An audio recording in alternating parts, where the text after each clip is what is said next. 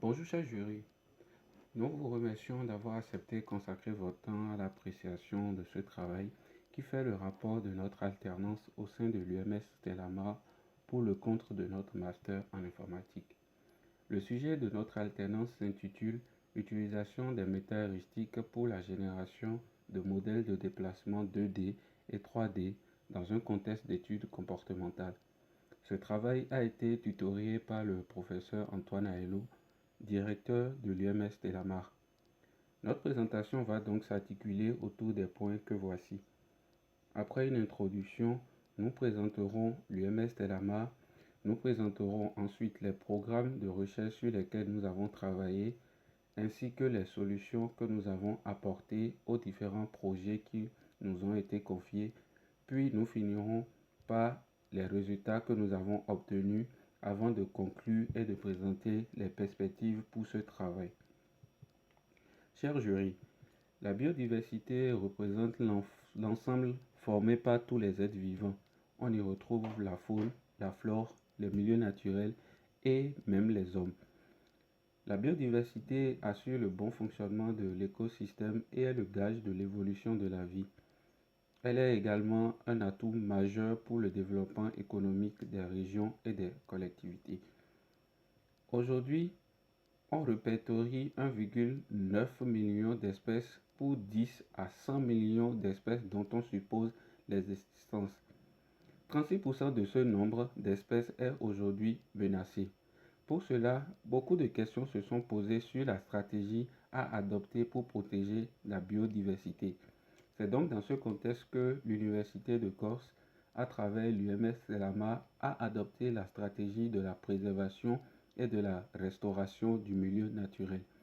En effet, avec le projet Ambienté et l'évolution rapide de l'Internet des objets, l'UMS Stellamar s'est depuis sa création investi dans le développement des moyens de collecte de données. À cet effet, des données de volume conséquent ont été collectées. La question qui se pose là est de savoir comment extraire de la connaissance à partir des données brutes. Des équipes se sont penchées sur le sujet et ont opté pour la modélisation et la simulation. Ce choix se justifie en particulier à cause du milieu d'intervention de la plateforme Stellamar qui est la mer, qui par nature limite les interventions humaines pour plusieurs conditions, notamment la durée limitée pour la plongée sous-marine. Le concept de la modélisation et simulation est très vaste et il existe plusieurs formalismes pour représenter l'information. L'un des formalismes est la représentation sous forme d'équation. Actuellement, sur la plateforme, une thèse de doctorat en informatique est en cours et se base sur l'hypothèse selon laquelle le comportement observé sur des espèces pourrait être représenté par des équations pondérées par des coefficients. Cette hypothèse pose un problème d'optimisation qui a engendré notre sujet d'alternance.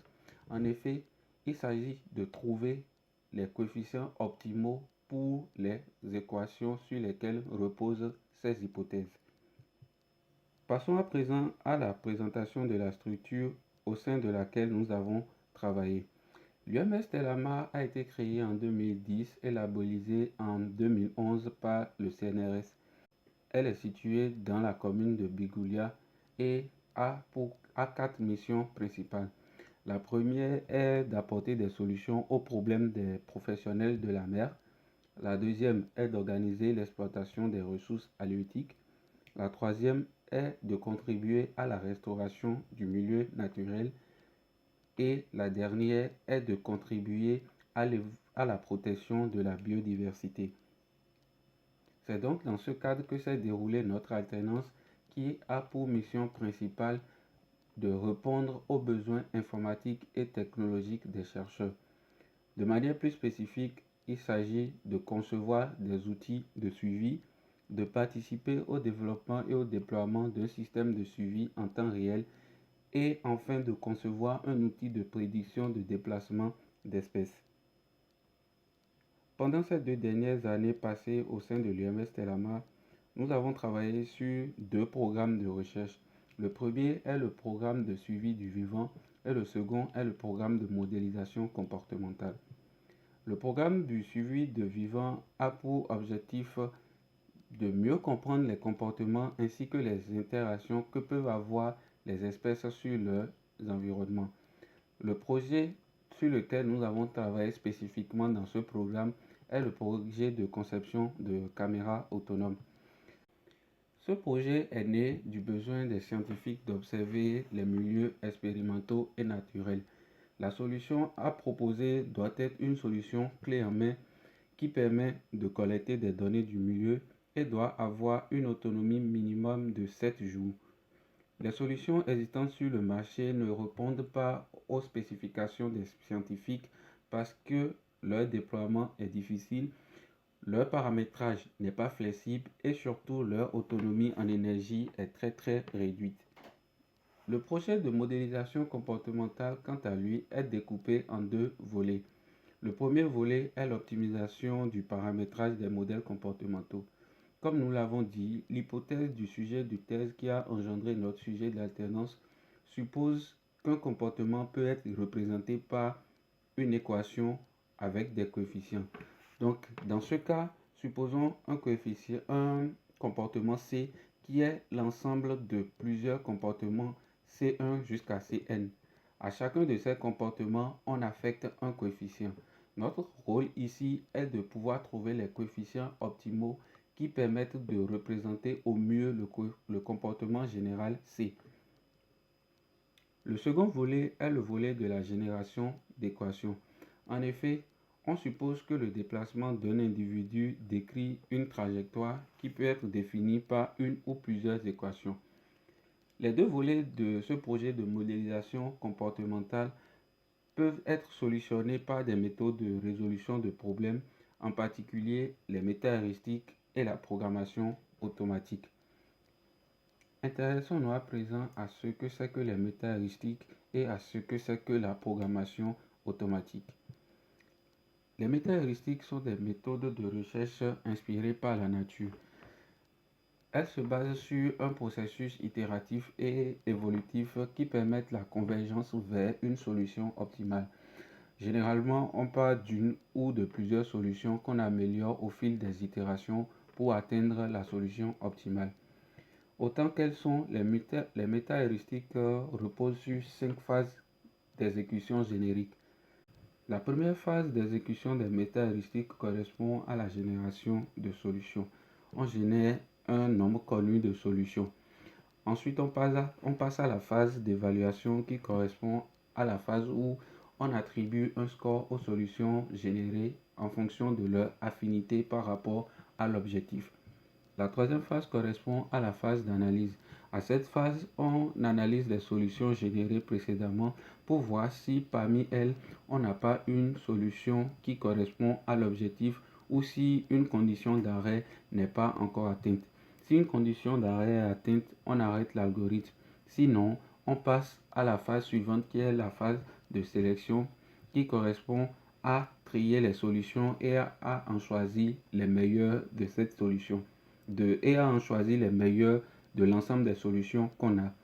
Ensuite, on passe à la phase de mise à jour qui correspond à normaliser à la quantité de solutions qu'on a générées au début. Après cette phase de mise à jour, on repasse encore à une phase de génération de solutions qui peut varier selon l'algorithme et le processus est répété jusqu'à ce qu'on atteigne une condition d'arrêt ou à ce qu'on trouve une solution. La programmation automatique, quant à elle, sa définition est diverse et variée et a évolué considérablement au cours du temps.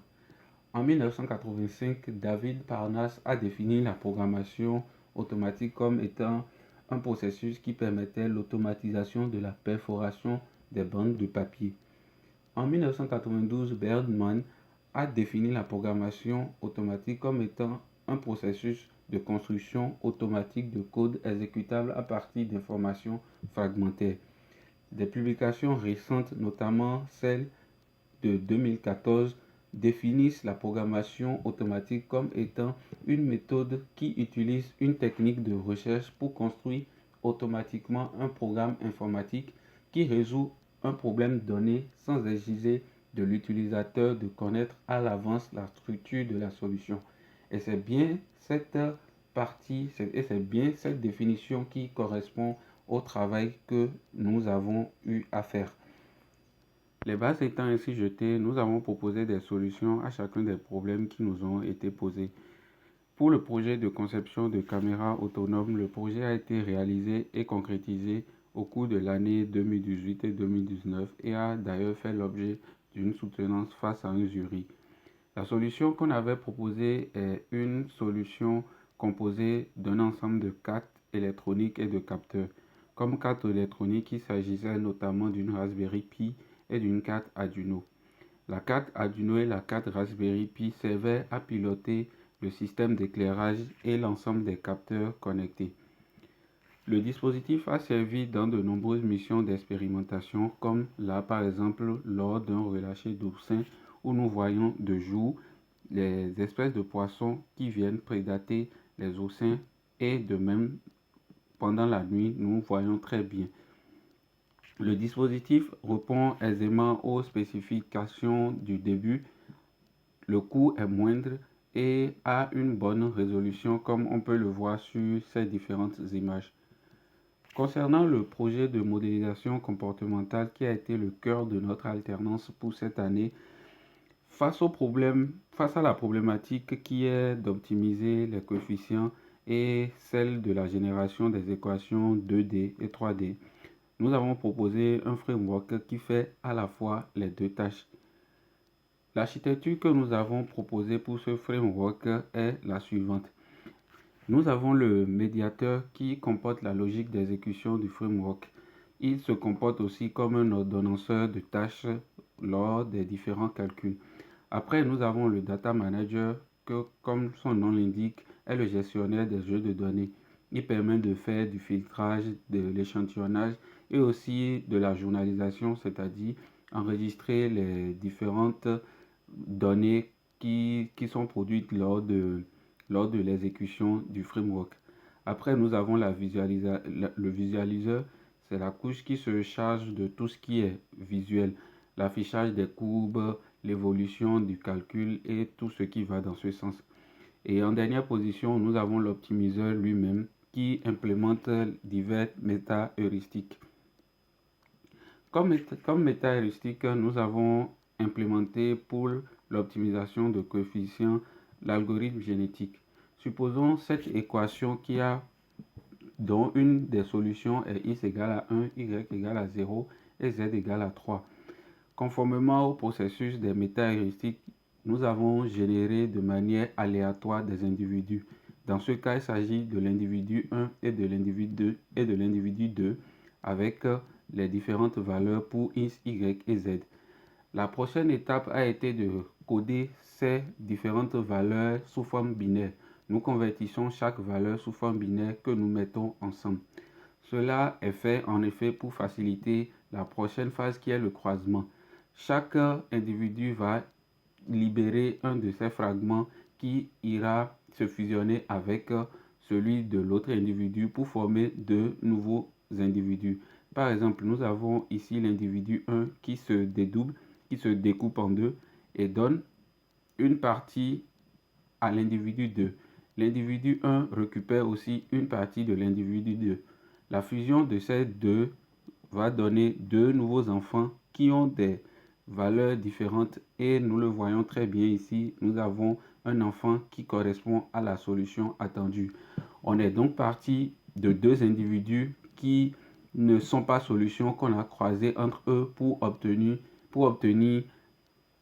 des nouvelles solutions qui correspondent aux problèmes attendus. Pour aller dans le sens de la diversité, il y a la possibilité de faire une mutation, c'est-à-dire après ce croisement, changer une valeur par une autre. Par exemple, si on avait fait deux mutations ici, on aurait pu avoir 0, 0, un peu comme on l'a eu ici, mais les X et les Y ne seraient pas ce qu'on attend. Peut-être pour une prochaine itération, cette opération pouvait se faire pour qu'on obtienne la solution.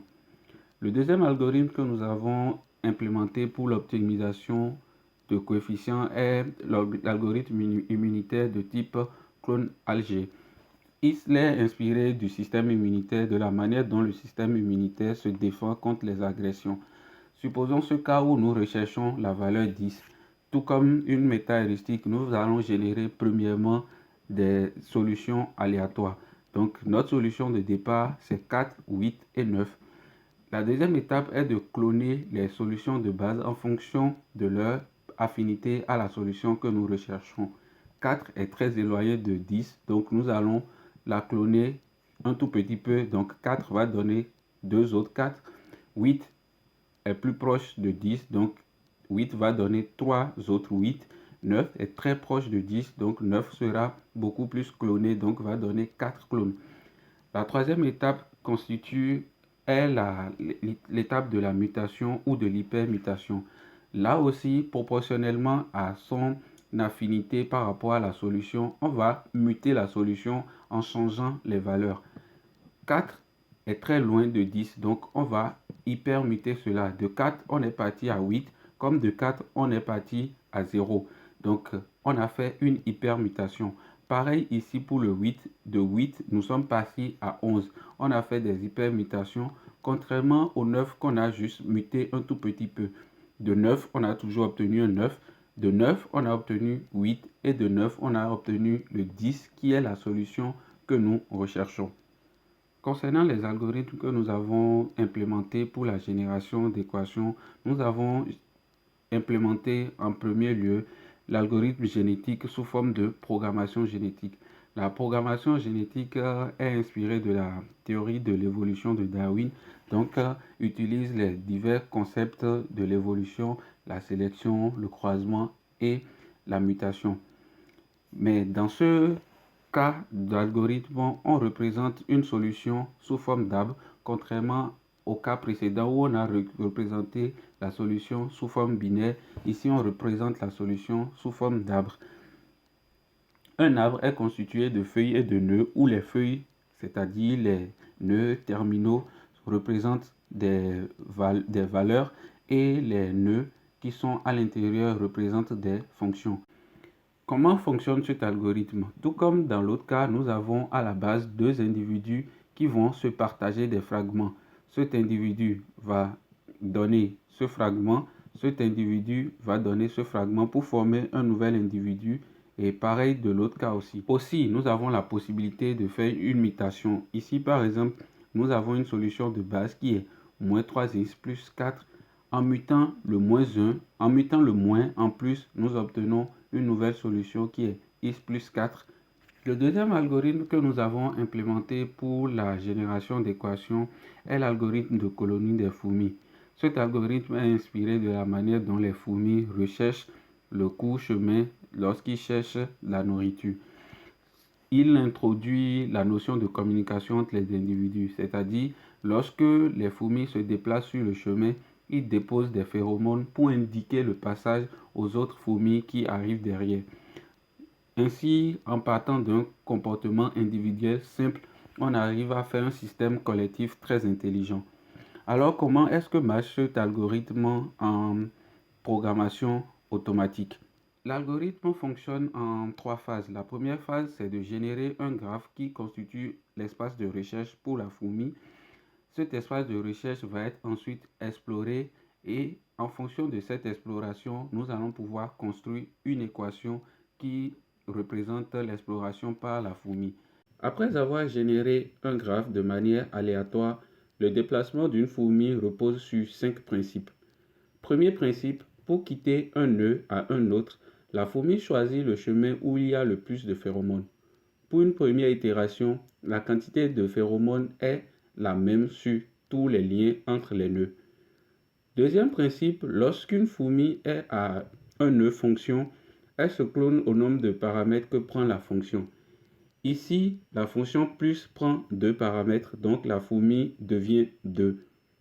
Troisième principe, lorsqu'une fourmi est à un nœud terminal, son exploration est terminée, comme dans ce cas où il est à un nœud X. Quatrième principe, lorsque toutes les fourmis du graphe ont atteint un nœud terminal, le parcours du graphe est donc terminé. On peut alors construire l'arbre correspondant au parcours de l'ensemble de toutes les fourmis. Cinquième principe, En fonction de la qualité de la solution, on renforce les chemins l'ayant formé. On va donc renforcer ce chemin et ce chemin puisque c'est eux qui ont participé à la formation de cette solution. Après avoir implémenté tous ces algorithmes, nous avons soumis le framework à un ensemble de tests dont voici les résultats. Pour les tests, nous avons utilisé deux catégories de données. Il s'agit des données simulées et des données réellement collectées sur des espèces.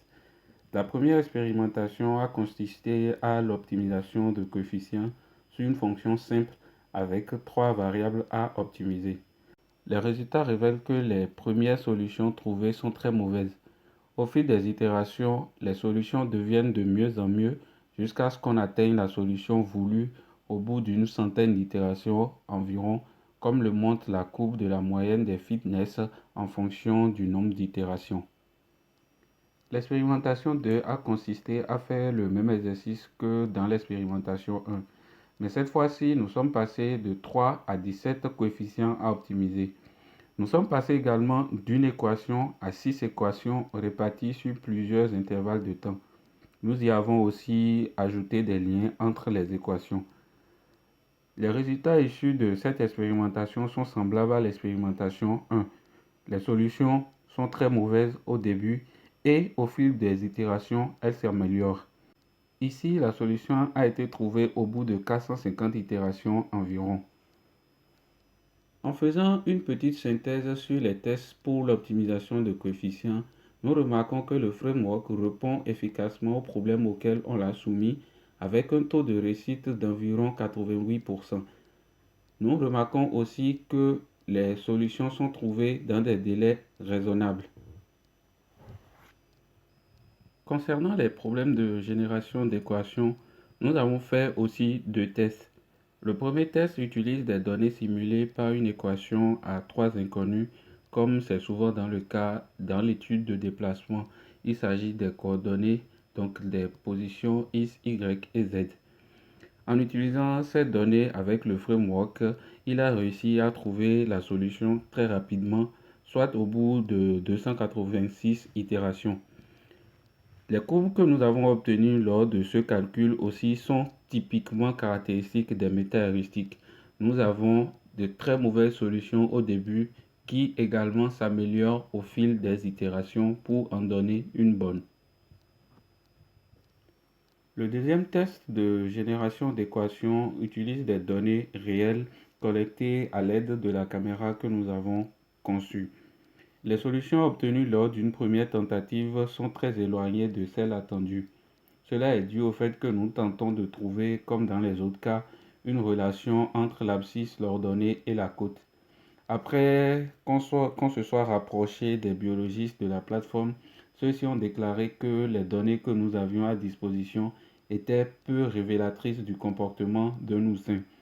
L'idéal serait donc de faire une étude des facteurs qui ont une influence sur le déplacement des oursins.